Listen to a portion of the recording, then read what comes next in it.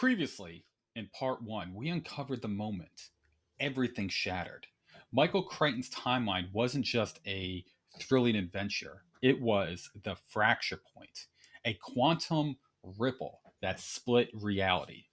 But a fracture is just the beginning. What happens next? When one reality breaks, what forms in its place?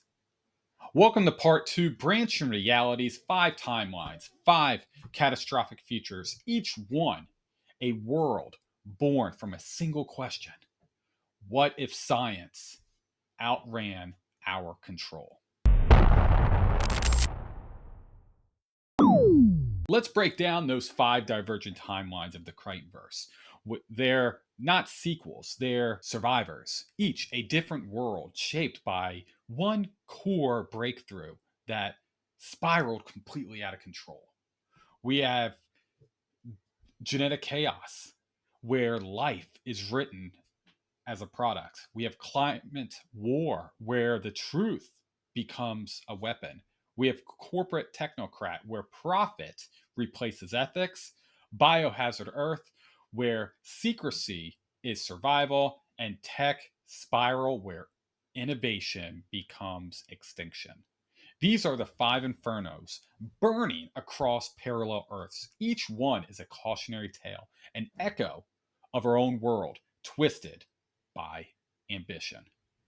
The first divergent is genetic chaos, the world where life itself is hacked, edited, and sold, where evolution is no longer a force of nature, it's a corporate asset. We have three books in this timeline. We have Jurassic Park, the birth of chaos, dinosaurs resurrected for profit, and nature becomes a spectacle. Then we have The Lost World, a second island and an open wound of that corporate greed found in Jurassic Park, and creatures are bred, modified, and also weaponized. The third book is Next, the future where genetic patents tear families apart, talking animals, human animal hybrids, and a society where your DNA can be stolen and owned. This is the world where the line between creation and corruption just vanish. Life becomes a product, identity becomes negotiable.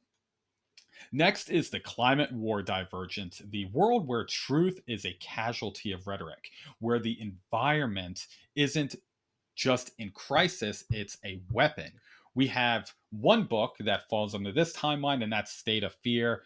We have eco terrorists create fake disasters, climate data is manipulated, the planet becomes a battlefield of fear.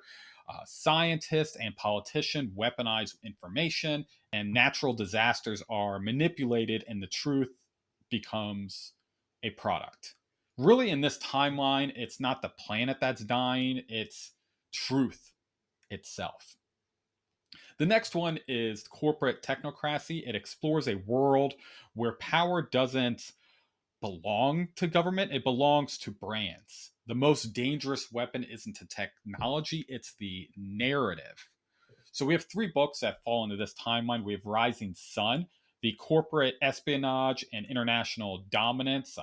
Companies go through and control nations. The second one is Disclosure. Human lives become chess pieces. Sexual harassment isn't about justice, it's about leverage. And then we have Airframe, which is a profit over safety story. An aviation disaster becomes really a PR nightmare.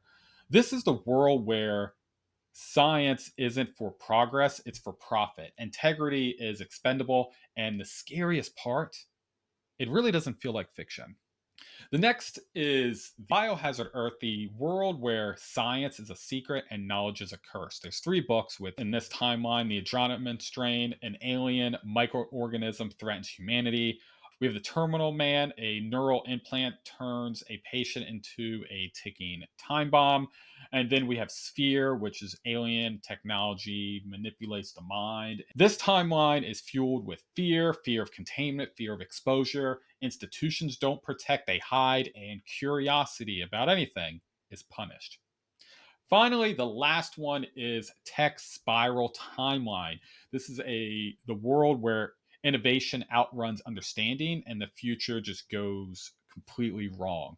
We have two books in this timeline. We have Prey, which talks about self-replicating nanobots. They learn and they start evolving very quickly.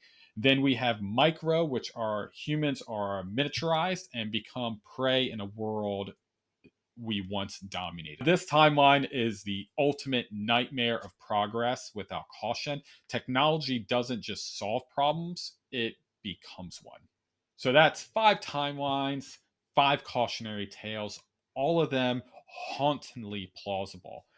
These aren't just books, they're warnings, echoes of what might be if we lose control of our curiosity and our questioning. Next time in part three, Crichton's Secret Universe, we're going to go through and uncover the Easter eggs, hidden connections, and the truth behind the Crichtonverse. My name's Josh. This is already overbooked, and we'll see you in part three.